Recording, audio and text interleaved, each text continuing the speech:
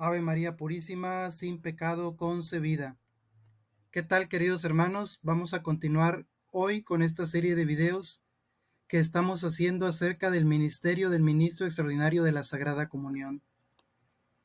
El día de hoy ya vimos todo lo que nos pedía la diócesis, vimos un documento de nuestra diócesis para ver lo que nos pedía acerca del Ministro Extraordinario.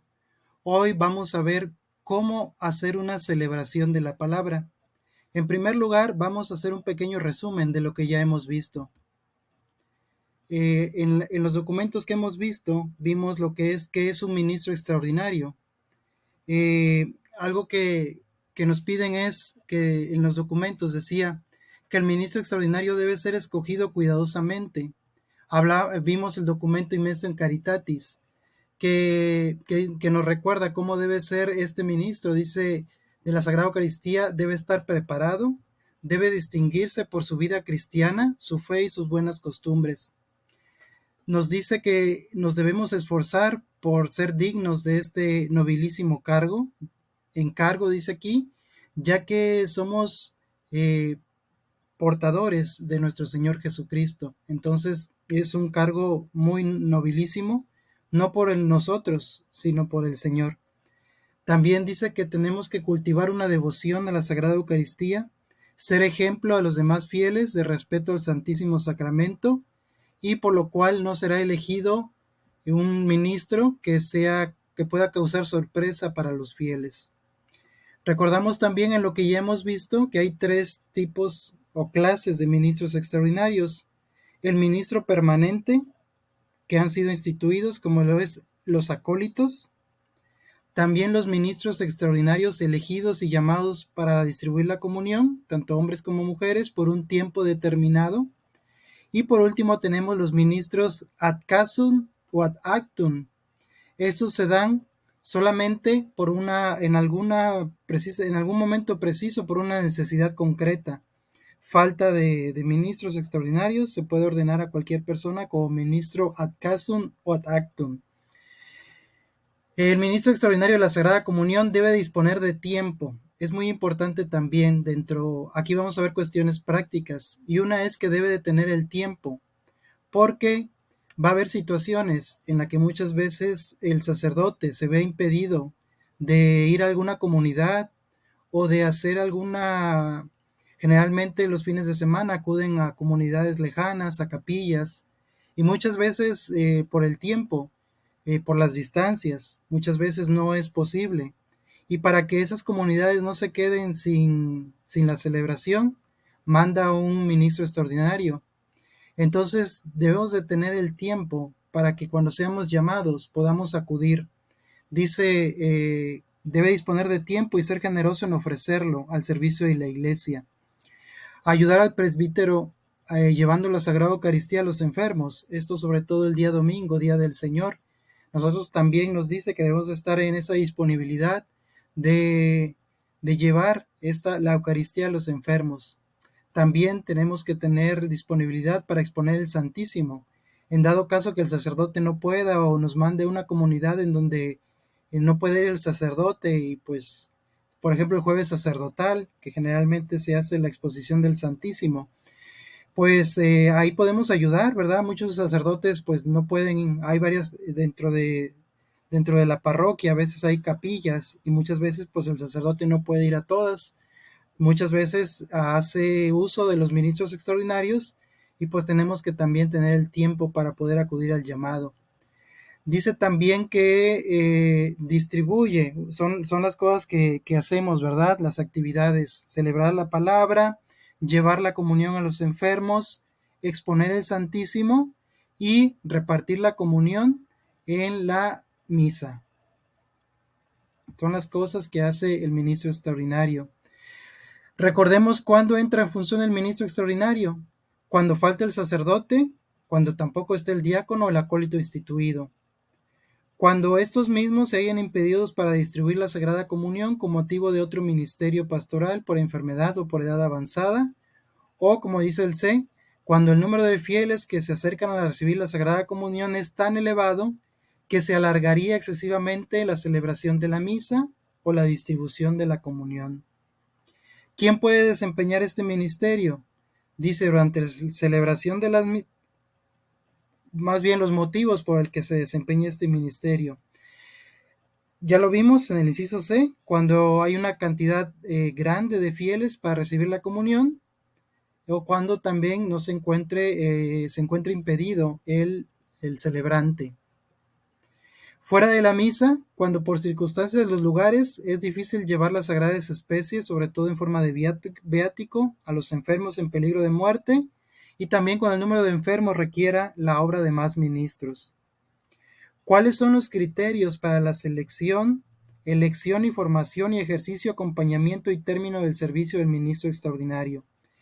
Aquí vamos a ver qué cosas importantes debe de tener en esto que nos piden, tanto en la selección, en la elección y la formación y en el ejercicio y acompañamiento del ministro extraordinario. Dice, debe de aplicar lo que dice el magisterio en la iglesia y sus documentos. Por lo tanto, pues debe de conocer el catecismo de la iglesia católica, debe también conocer el código de derecho canónico, debe de conocer mínimo la introducción general al misal romano, debe también de saber las disposiciones de la conferencia de obispos y sobre todo debe también saber las disposiciones del obispo diocesano, es decir, cuáles son las reglas que pusieron en su diócesis. Es importante, recordemos, que seamos seleccionados, presentados y promovidos por el párroco, también que seamos conocidos y aceptados por la comunidad, que sea una persona de vida cristiana, que viva su proceso de conversión en algún grupo o movimiento, es decir, que tenga vida parroquial, que lleve su estado de vida, ya sea casado, soltero o viudo, de manera adecuada, es decir, conforme a lo que él está, soltero, soltero, casado, casado, o viudo como viudo, que disponga de tiempo libre y sea generoso en ofrecerle el servicio de la iglesia, ya lo vimos, tener disponibilidad para su formación. Esa formación debe ser básica, inicial, debe ser gradual y debe ser permanente. Siempre debemos estar en formación, cada día creciendo más. Es muy importante contar con el apoyo de la familia, porque, como dice aquí, debemos de tener disponibilidad. Es importante, esto ya en la práctica se ve, que tengamos el apoyo de nuestras familias, de nuestro esposo, nuestra esposa, de los hijos, porque muchas veces tendremos que dejar la familia, tendremos que dejar algún evento para apoyar a la iglesia. Y si esto va a ser problema en la familia, se vuelve muy complicado.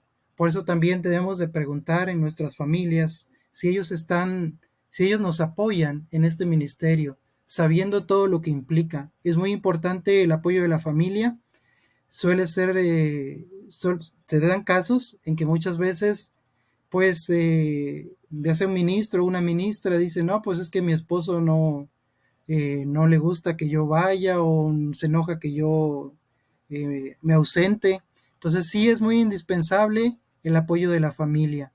También que la decisión que se haya tomado para aceptar este ministerio sea libre, que sea una persona piadosa, sobre todo que sea de comunión frecuente, maduro en la fe o que esté dispuesto a madurarla. Aquí también yo agregaría que sea de misa diaria, que sea, como dice aquí, que tenga una especial formación y más bien una especial dedicación a lo que es la adoración eucarística. Que sea una persona servicial, especialmente con los enfermos. Debe de conocer las disposiciones litúrgicas correspondientes para este ejercicio. Debe desempeñar su ministerio en un tiempo definido, es decir, que tampoco es bueno que sean por tiempos muy largos. Hay ministros que tienen 10, 12 años y muchas veces pues no es sano, ¿verdad? ¿Por qué? Porque esa persona muchas veces cae en la rutina y deja de prepararse y esa persona cree que ya lo sabe todo y es muy difícil también a veces para ese tipo de personas pues en la formación, porque al llevar tanto tiempo, esa persona muchas veces cree que ya lo sabe todo y muchas veces se cierra a esa formación continua que debemos de tener. Es muy importante no recibir dinero de las personas que se atienden. A veces de buena fe, muchas veces las personas pues, nos quieren dar ahí un donativo que para que compremos algo, que para un refresco, que para la gasolina. Lo más no es no es lícito que el ministro tome dinero, y sobre todo también después la gente pues puede pensar que puede comprar nuestro ministerio. Entonces aquí es muy indispensable que no tomemos dinero, que no hagamos, no comercialicemos nuestro ministerio. La vestimenta también ya lo vimos, muy digna, que ejerce su servicio en su parroquia, tomando en cuenta las disposiciones diocesanas y dictadas por su obispo y por su párroco. Es muy importante. Que participe en su formación, ya lo vimos. ¿Y cómo tiene que ser esta formación? En primer lugar, tiene que ser humana, porque la visita a los enfermos requiere que tengamos una formación humana, que tengamos una preparación espiritual, también conocimiento de Biblia, teológica, sobre todo litúrgica también, porque participamos, y pastoral para el servicio.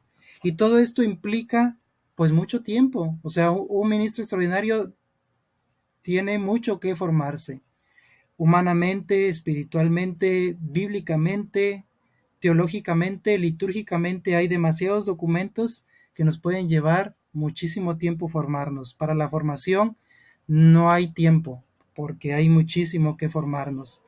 Y por último dice ejercer su servicio en coordinación con la diócesis, en coordinación también con su parroquia, y sobre todo también trabajar en coordinación con el párroco. Es muy importante.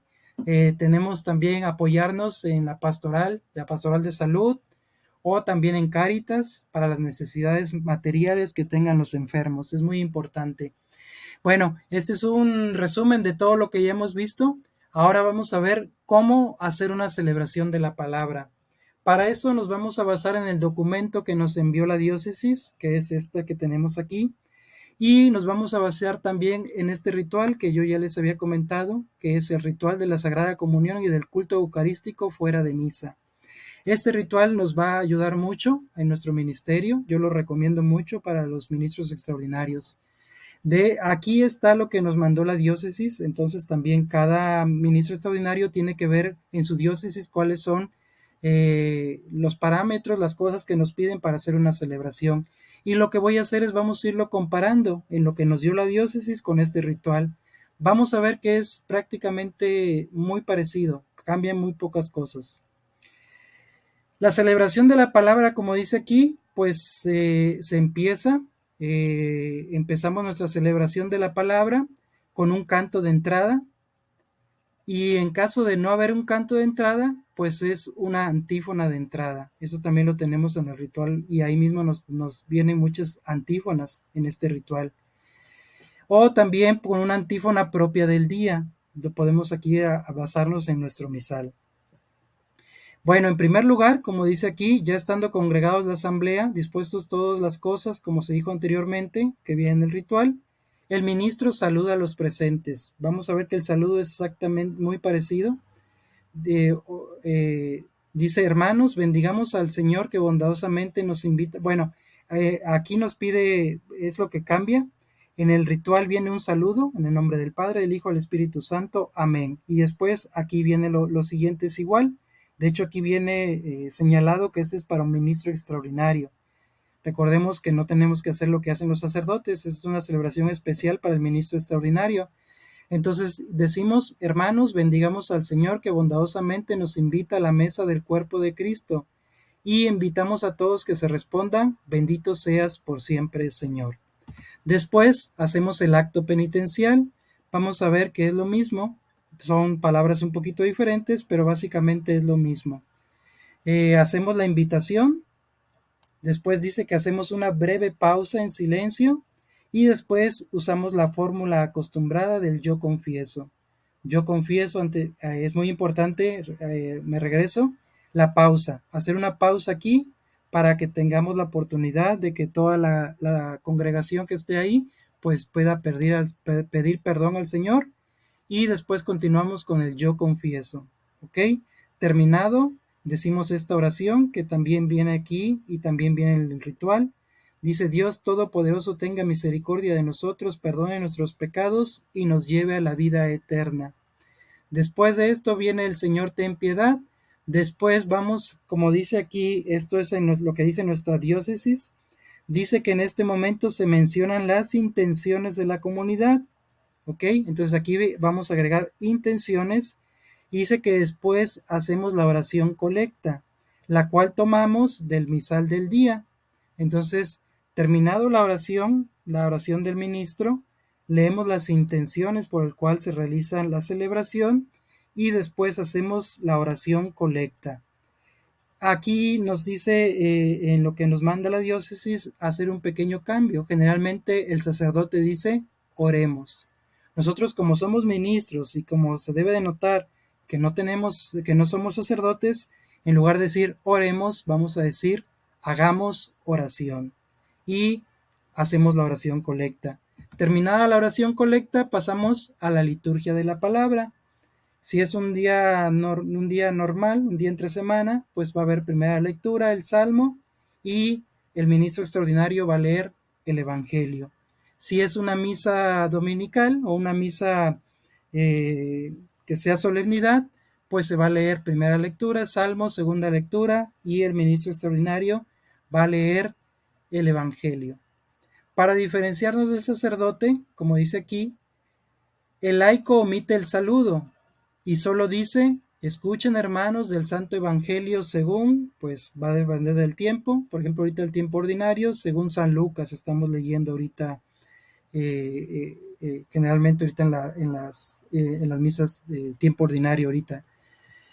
Y como dice aquí, leemos el Evangelio, introducimos el Evangelio con esto, y después hacemos una pequeña explicación. Recordemos que como no somos sacerdotes, no es una homilía, tampoco queramos hacer un sermón y empezar a regañar gente, ¿verdad? Como les decía, aquí nada más se trata de hacer una pequeña explicación, exhortación, una reflexión de la palabra, como dice aquí, muy concisa, muy precisa, muy pequeña, y también lo que se puede hacer es pedirle al sacerdote que nos dé impresa la reflexión para nosotros nada más explicarla, podemos leerla y explicarla. Al terminar la liturgia de la palabra, se concluye con la oración de los fieles, dirigida o hecha espontáneamente, como dice aquí. Terminando esto, empieza la acción de gracias. En este momento, como dice, en el altar, nos vamos hacia el altar, dice el ministro, extiende el corporal sobre el altar, después se acerca al lugar donde se guarda la Eucaristía, toma el copón con las sagradas hostias, lo coloca sobre el corporal, se pone de rodillas junto a toda la comunidad y en este momento se da lo que es la acción de gracias y se hace la adoración eucarística. Aquí en este recurso que nos da la diócesis nos da una forma de adoración. Dentro de nuestro ritual también vienen algunas oraciones de adoración que podemos ocupar. Podemos ocupar cualquiera de estas, ya sea esta alabanza trinitaria o viene también otra adoración que es un poquito más larga. Podemos hacerla, ¿ok? Hacemos nuestro acto de adoración y después entramos en lo que es el rito de comunión. Dice, luego de invitar a estar, después de que terminamos la adoración, como dice aquí, después de terminar esto, el ministro se pone de pie y junto con toda la comunidad invita a los fieles a rezar el Padre Nuestro. Y aquí nos dice lo que podemos decir. Recemos, hermanos, juntos la oración que Jesús nos enseñó. Padre Nuestro, Él se hace el Padre Nuestro y después del Padre Nuestro viene la paz, el rito de la paz. Podemos decir, hermanos, dense fraternalmente la paz, o aquí también viene otra forma de decirlo, otra fórmula. Después, ya que hicimos ya en el rito de comunión, ya que rezamos el Padre Nuestro, ya que dimos la paz, en este momento, dice, el ministro hace genuflexión, toma el pan consagrado, sosteniéndolo un poco elevado sobre el copón, y de cara al pueblo dice: este es el Cordero de Dios, el que quita el pecado del mundo. Dichosos los invitados a la cena del Señor. Y toda la asamblea dice: Señor, yo no soy digno de que entres en mi casa, pero una palabra tuya bastará para sanarme. Antes de bajarnos a dar la comunión, el ministro dice en voz baja estas palabras: que el cuerpo de Cristo me guarde para la vida eterna. Vemos que es similar. Y vamos a dar la comunión, nos bajamos y cada vez que presentamos la hostia decimos el cuerpo de Cristo, y el que comulga dice amén. ¿Ok? Aquí dice también que en este momento se acompaña con un canto la distribución de la comunión. Una vez terminada de repartir la comunión, regresamos al altar. Dice: al concluir el ministro recoge el copón con los fragmentos que pudieran haber en la patena, en la charola de comunión. Si juzga oportuno, se lava los dedos.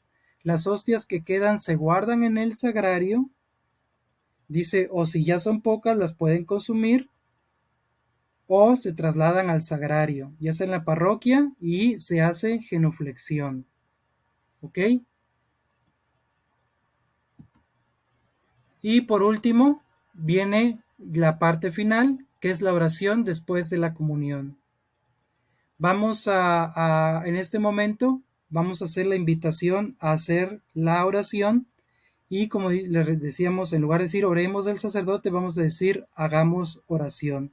Dice: con las manos juntas, el ministro dice la oración correspondiente al día.